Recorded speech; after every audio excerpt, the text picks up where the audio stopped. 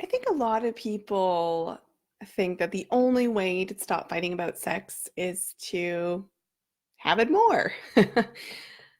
One person wants it less. In my case, it's women because that's who I'm talking to. And the other person, the husband, wants to have it more. And the fighting is about not having it enough.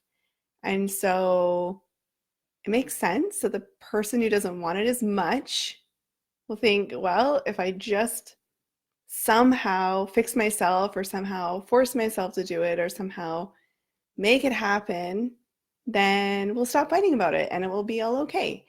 Which is why women who come into my community will often report feeling like there's something wrong with them, that they're broken, that they have to fix it.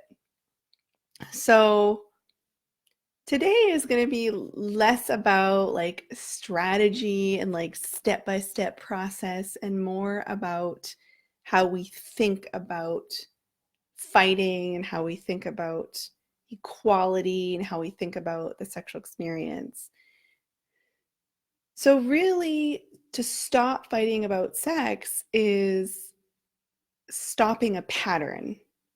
Because if you're fighting about anything, you're in a predictable routine. Something happens, somebody says something, rinse and repeat. For me, in my marriage, that happened every 3 months. Every 3 months. I don't know why it was 3 months. I've talked to a lot of other women, and the same things happened with them. We would get into a disagreement and about sex. We would fight about it, and it was very predictable. It was like you could just press play and it would go on its merry way.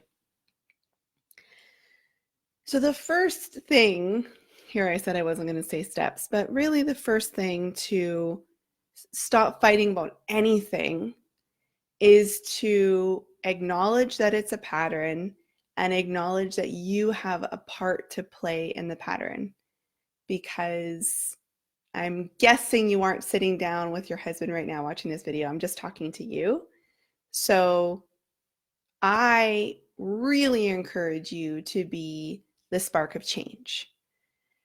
And I'm not saying go fix yourself. I'm not saying you're broken. I'm not saying go get the magic pill and suddenly want it all the time. But if you can acknowledge that you do play a part in the pattern, then you can go somewhere with it. You're not blaming yourself. You're not blaming your partner. You're taking responsibility to your marriage. In fact, you're taking 100% responsibility to your marriage because we all got to do that. This whole 50-50 thing just doesn't work. And one of the ways you can stop this type of pattern is to accept yourself fully. Accept yourself fully. It's basically one of the hardest things to do for women who don't feel a lot of desire. Accept the fact that certain sexual acts you don't really enjoy. Just a fact. Accept the fact that you maybe don't want to do it at night. Just a fact. And then after you accept yourself fully, look at me, this is turning into a step-by-step process. Then you can set boundaries. And boundaries are probably one of the hardest things for people to do. I just said accepting yourself. Accepting yourself is challenging, but setting boundaries is really challenging because you're taking what you're accepting about yourself and then you're putting it out in the world in a really clear, firm way. You can't fight when one person is accepting themselves fully, taking responsibility, and setting healthy, clear boundaries.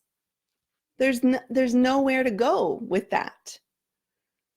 So in my case, how we started to stop fighting about sex was I just realized some things about myself.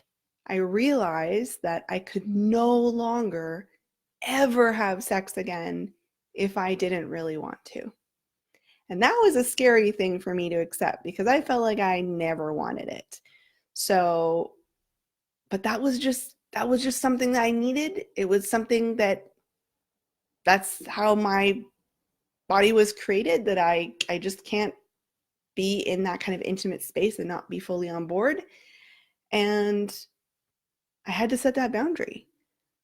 And when I set that boundary, it was scary, it was hard, it was a difficult time in our relationship for sure.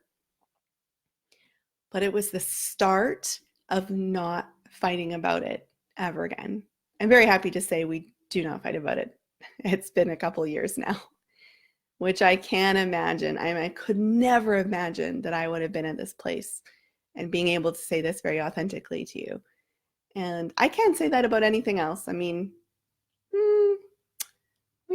money maybe, but we're working on it. So I do sound like a broken record, but scheduling sex is one of the best ways not to fight about it because it's on the calendar. Everyone knows the expectations are super clear, and you don't have to do that really awkward initiation dance. Feelings don't get any to be hurt. You don't have to feel rejected. You don't have to feel like, what's wrong with me that I don't want it all the time. It's just on the calendar. Now, if you experience performance anxiety, if you're getting worried, like say you schedule it for Saturday mornings, my favorite time, and then you're worried about it and you're thinking about it, then we need to take a step back and make sure that what you are scheduling, what you're doing together, is 100% what you want to be doing. And we get pretty radical in my program about this, and when I coach clients, very radical about this. So that's just something to be aware of, that the only time that scheduling doesn't work is if you're not having experiences that you 100% can look forward to.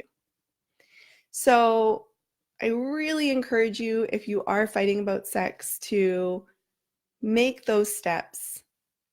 Don't participate in the pattern anymore by fully accepting yourself, setting clear boundaries, and scheduling sex is just a little bonus thrown in there. You can be the spark of change in your relationship with anything that you're arguing about. But it does take some maturing, growing up, figuring out where you stand and what your lines are. And I'm excited to see how it goes for you. Good luck.